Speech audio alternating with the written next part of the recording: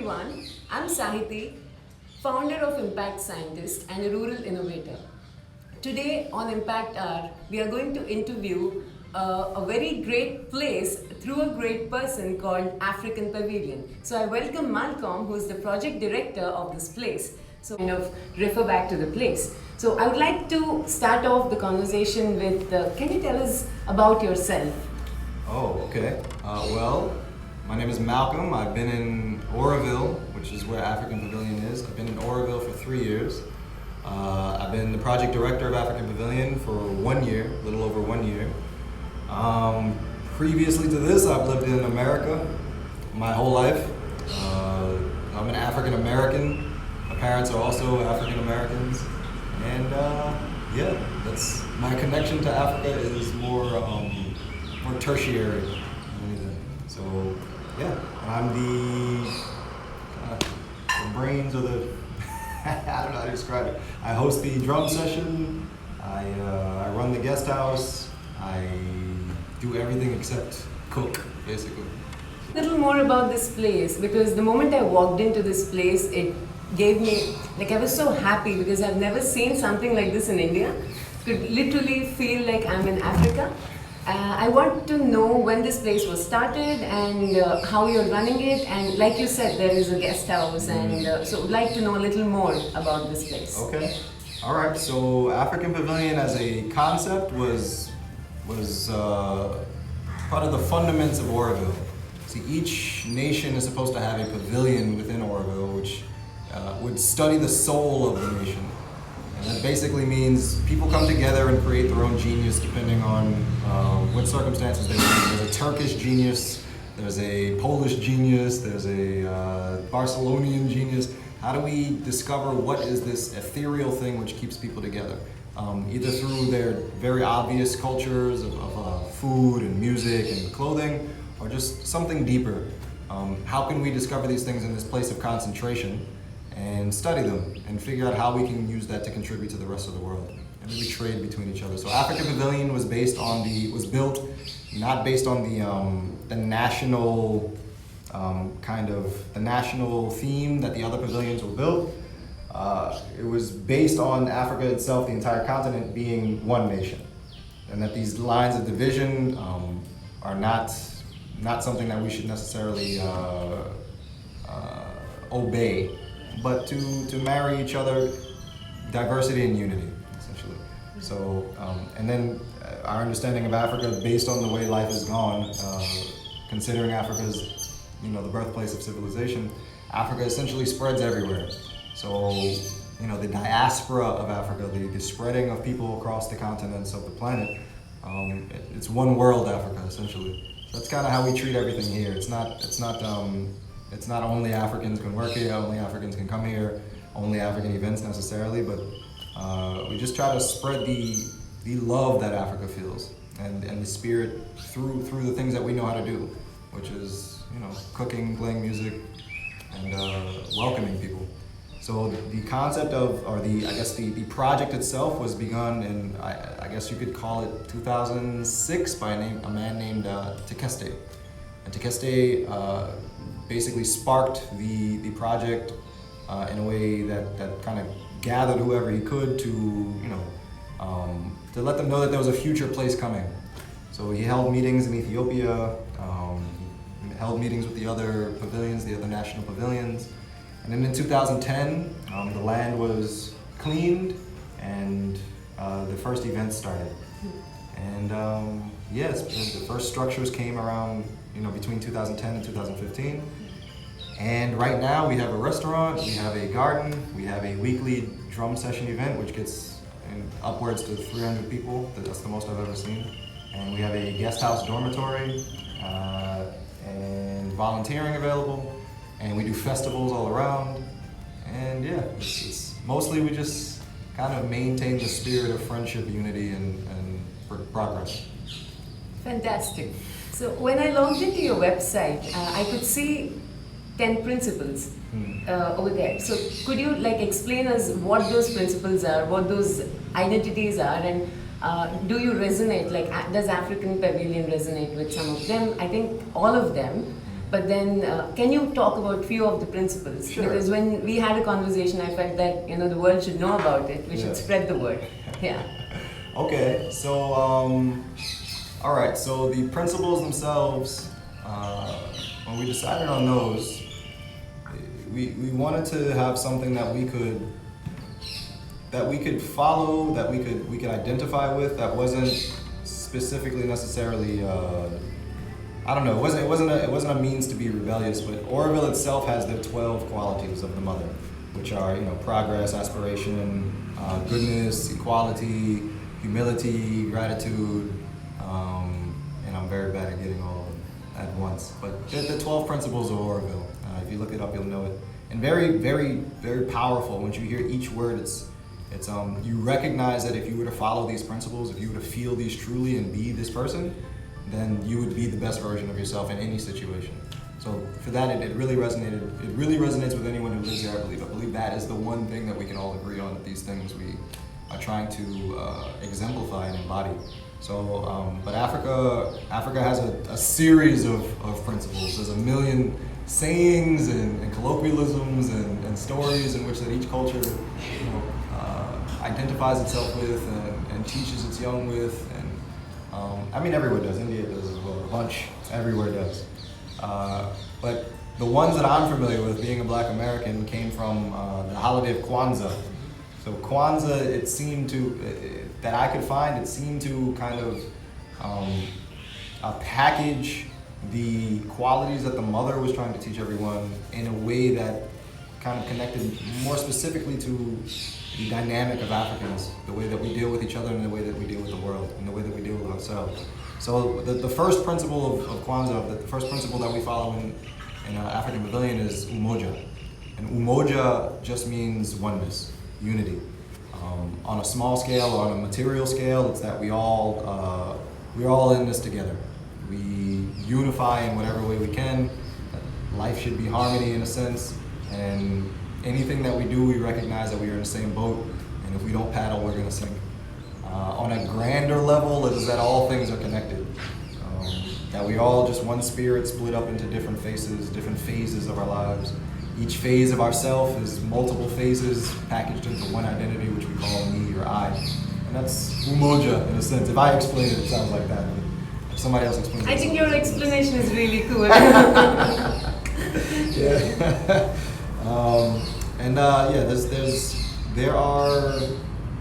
Yeah. There are a few. Each one goes for each day. There's 7 principles of Kwanzaa. 7 principles of Kwanzaa. And then another one which we abide by, which is Ubuntu. Ubuntu, in one word, you wouldn't put it in one word, but easy way to remember is to call it humanity. And it's simply that I am because we are. No person is a civilization. No person is a society. No one person is a family. We are who we are because of the people in our lives. And it's a reminder that for 2 reasons. It's a reminder that we only got here because of the grand amount of people who have lived their lives.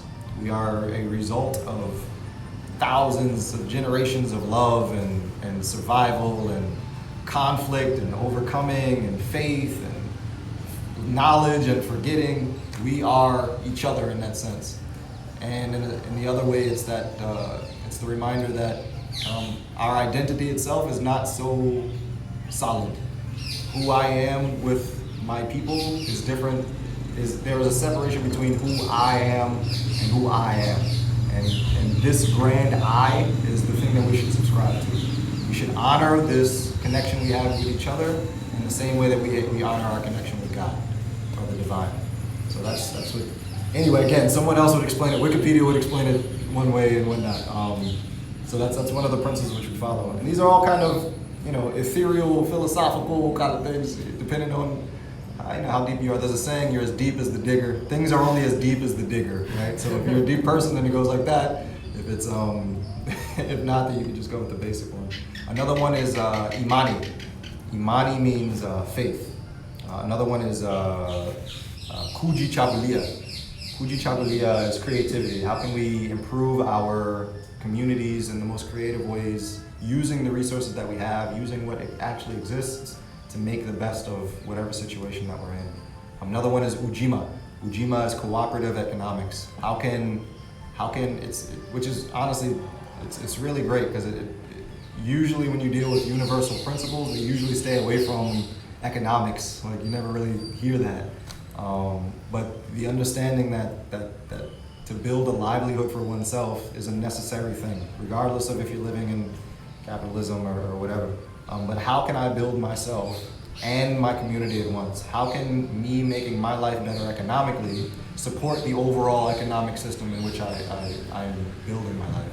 So that's great, and it helps us kind of stay away from this idea of competition. We're very much against competition at African Pavilion. I mean games, but everything we do should be with the understanding that we love each other and that we want each other to survive and thrive.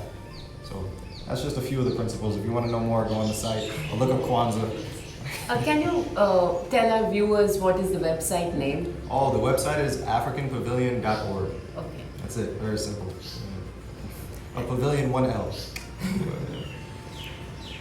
You said that there are a few services, right? Let's dig deeper into the services. Like I saw that it's a vegan African restaurant, and I haven't heard it anywhere. So can you explain us a little bit about your menu and in which way can people come and volunteer? What are the activities where people can actually volunteer? Because I see that the dorm could be used as a stay option, and there's a restaurant which I'm going to talk about. And apart from that, how can other people come here and volunteer? I see. Okay, so let's see. What order do we go in with those? Let's see. Let's start with the kitchen. I come here every day for lunch. Yeah, yes. We'd love to have you. We love to serve you, and we love the food. So even if you don't come, we're gonna eat it, which is great. The restaurant is called Taste of Africa. It's not so old. There's been quite a few versions of it actually. It's a vegan African restaurant. One of the staples I think that people know about Africa is that very few vegans. I think everyone feels that, right? That's an understanding. Like the meat is the meat, like that. So and we're that way. We're not hardcore vegans. We eat this food every day, and this is pretty much all we eat. So in a sense, we're vegans. But it's not a judgment on people who are eating other things. It's not a judgment on our old selves, which are eating other things. It's not like that. The food is delicious, and we make it ourselves, and it feeds other people and makes them happy. It feeds us, makes us happy, and that's as far as it goes. And I think everybody should try. What's the name? What, the tamia? Yeah, tamia, the drink and the coffee here. Oh, the drink. You mean the Tangawizi? Yes. Ah, yeah, in Tangawizi. In Tangawizi, yes, yeah. That's yeah. my favorite thing. In Tangawizi. Yes. Yeah, it's just ginger, mint, and lemon with jaggery served cold. If you let it ferment, it turns into beer, ginger beer. Okay. But no, we refrigerate it, like that. So, but yeah, so we have a very simple menu. We want to. The goal was to give a taste of as many cultures as we could. But we basically just started with who we are. We are a group of Ethiopians, Nigerians, Ugandans, Sudanese. And I'm not really going to put any Black American stuff in there. I'm not really with that. You get a lot of garbage from me, but I mean the stuff that they make is fantastic. So we make the injera from Ethiopia with the misir and what's the other thing? Falafel. Yeah, the falafels, which what they call tamiyas from Sudan. We make the kotogo. Kotogo is just a stew, usually with tapioca and peanuts and spinach, or it can be with bananas, even not bananas, but plantains or even potatoes. So, I mean, our menu kind of changes. We have mancala salad, which comes from our garden that we grow ourselves. And everything is just in-house. We have this ecosystem that kind of just works for us. And we just invite people into our home. That's what the whole thing is. We just try to make the place look as nice and comfortable, and the most important thing is our family, Right. So. And what about the volunteering opportunities? How can people come here and become part of the volunteering activities? Oh, well, okay, so there's, I guess, two ways, if I can narrow them down into two ways. Okay. You could either go through the Aurevillian Savi, which is the organized paperwork to set up your volunteering, or you just show up. most of the people, and I will say this, like on the line here. The pavilion was not built by the organizers. It was not built by Tequeste. Even this thing that we're doing here, it's people who come here who have good energy. They feel it and they contribute. This painting on the wall was painted by a volunteer. It was I don't know if they were camping here. Okay. This thing was built by a group of architecture students. It was designed and built in 1.5 days. Wow. No, designed in 1.5 days, built in I guess a few weeks. That's great. By some of the organizers the old managers who used to run this place, and just these girls and maybe a couple workers. I don't even think they hired anyone. This kitchen was also built by volunteers. The dormitory was designed by Raman who lives in Oroville. All of the paintings were kind of just done, and we just get things donated. A lot of our dishes, a lot of our plates and things come from other people. The garden was done by volunteers. And every Thursday we have this bonfire event, which, I mean, there's only like 3 of us who are pretty much consistently here. The rest is just one time someone comes, they've never seen Oroville before, and then they never come back after that. They just contribute their love. So this place is just a mosaic of experiences. And that's kind of how we run. I don't know how sustainable that is, but it definitely makes for some really nice memories, and it makes to keep the eclectic kind of story and vibe that we like to keep. And it helps us keep learning without having to keep stretching ourselves out too much further. So yeah, volunteering in a nutshell: show up, see what happens. We have administrative work, we have digital marketing work that we need to do, which I'm the only one who does. We have cooking work, we have gardening work, permaculturing work, architectural work, construction that we do. We have daily work, and then we have big projects which we need people for. Everything we do here, though, I'm noticing is not really done anywhere else. The daily stuff that we do, you don't really have to do it anywhere else. Like our roof is made of jute. Our jute bags are like rice bags. This canvas material dipped in cement milk, and maintaining that is super unique. It's like fragile / construction. It's delicacy and delicacy. Yeah, I would call calling it delicacy. You have to be delicate, but super sure what you're doing. And then volunteering for the Thursday event is honestly a huge help. People who maintain the fire, who gather the firewood, who build the fire, who help the guests, who watch the gate, who collect the money, who build the kitchen, delivering our food. It's just that every day is different. That's why I work here. I work here because I'm never bored, and I never feel like there's not a place for my skills. Because when the ideas come, the goal, that's Kuji Chagalia, the goal is to use what we have, which is our knowledge, whatever little resources we might have, to make this place better every day. And that's what we do. And what is the impact of these events? Do you have any stories of people or what's the impact of these stories? Like you said, mosaic of experiences, right? Yeah. So what is the output of that impact? Well, all right, so I don't know how to go grand, if I should go grand or if I should go small. My favorite is the small. Okay. Because, on a grand scale, we fit our mission. And I'll tell you about parts of our mission and our grand vision. But on a small level, the people tell us what they feel. Just the Shambai Moto, just having this event gives people a way to viscerally unleash this thing that, in a safe environment, viscerally unleash this natural, tension that people build up in their regular lives. It's not a class, it's not a workshop, it's not you have an orchestrated dance that you have to follow. It's not, you don't really have to do anything. You just come, you let the fire breathe into you if you want. You can sit in the shadows, you can just watch people dance, you can listen to the drums and you feel it in the earth. And you let go. It's one of these events that you can't help but let go of what you brought them. And there's no time when you're in it. It's 2 hours of absolute freedom. Your face is glowing in the fire. You become this beautiful version of yourself, and your sweat becomes sustenance for the earth, and your heartbeat becomes the rhythm that the drummers are playing, and you follow it. And as your heartbeat is moving, your body is moving, and the drummers follow your body, and we all follow the fire. It's this crazy, impactful moment.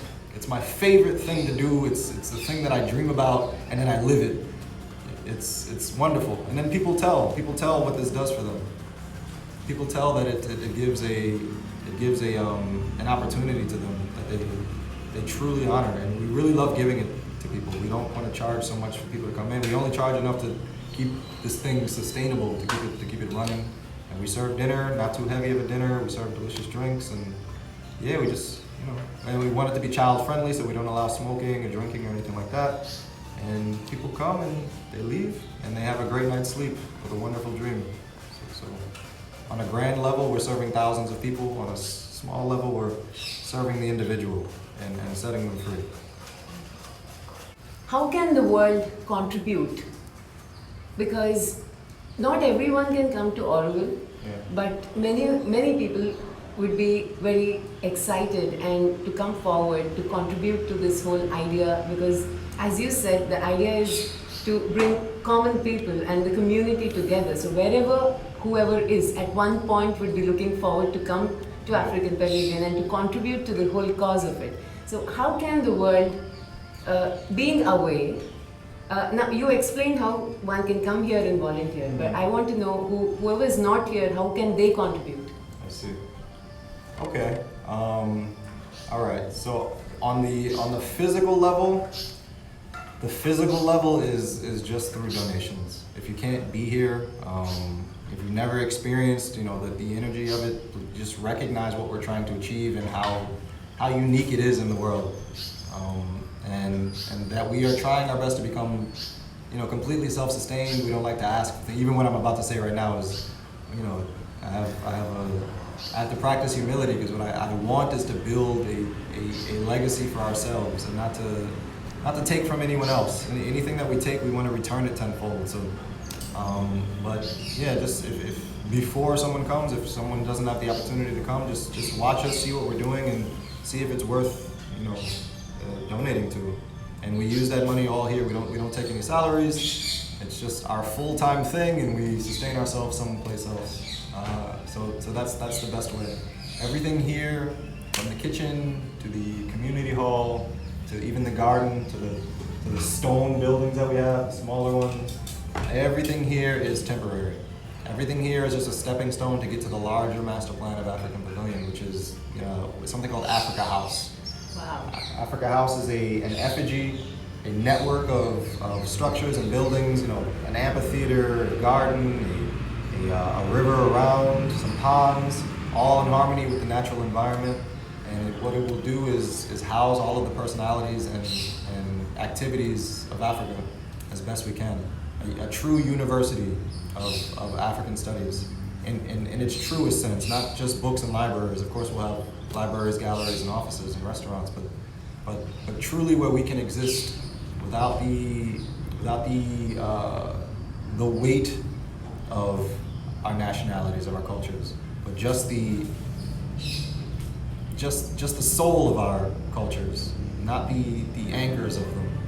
So that's the master plan of this land, is to build it into something that will stand as a statement for African unity. So yeah, on a financial, on a material level, that's the best way. If you come, donate your sweat. If you cannot come, donate some money. Yeah. But the mission of African Pavilion, one of the main missions of African Pavilion, we are the bridge between Africa and Oroville. So one of the things we need to do is have Africans come here and we will act as a bit of a welcoming committee, because it's scary. It's scary coming to India. It's scary coming to Oroville. So to have a group of people who are on the same kind of philosophical path, or at least people who will care for you, people who will not ask for anything in return, That's what we are. So we're waiting and we're trying to orchestrate programs to have Africans come who really want to better their lives and see something, completely unique. And yeah, and we one of my Malcolm's goals. One of Malcolm's goals is to have people understand that there are many different types of Africans. There are many types of Africans, and that if you don't have the opportunity to see the extremely positive aspects of Africa, what you are left with is kind of the stereotypes. You're left with the kind of globally accepted feelings about this particular culture. So what we want to do is we want to show in as many ways as possible that we're people who work together, we work hard, we love each other, we love everyone, and we are a positive light on this planet. And I believe that I truly believe, based on the dichotomy of Africa and the cultural race, if you would call it, that once people recognize that Africa itself needs to be uplifted, the motherland needs to be uplifted. Once people recognize that true source of humanity is uplifting itself, it'll inspire people to do that individually. Right. And in that way, societies will grow. Nourish. Nourish. Nourish. Yeah, exactly. Yes. Will nourish themselves. Yeah. So that's what we're doing. We're not just living for ourselves, we're living for our future. Thank you so much, Malcolm, for the wonderful conversation. So, is there anything else you want to share or say to me or to the viewers? Oh my God, I gave like 2,000 words already, at least. The subtitles are going to be... no, I guess, all right. Whenever I do anything and anybody asks me this, I treat them like my last words on earth. So I'll treat them like that, okay? Love yourself, and remember that everyone on earth is you. There are no others, and if you treat yourself healthily, it will help you treat everyone else healthily. The world is responsible for you, and vice versa. Leave this planet 1,000 times better than you left it, so just in case you come back, it will be a nest in which you would want to continue. So that's it. Awesome. Thank you, Malcolm.